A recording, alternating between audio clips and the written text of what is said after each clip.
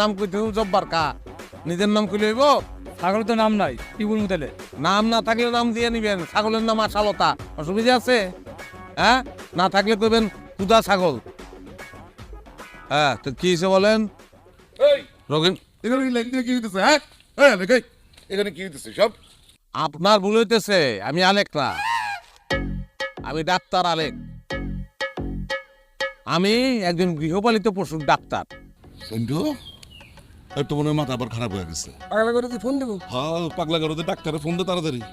এ বাবা, এই আমি কে? আপনি মালিক?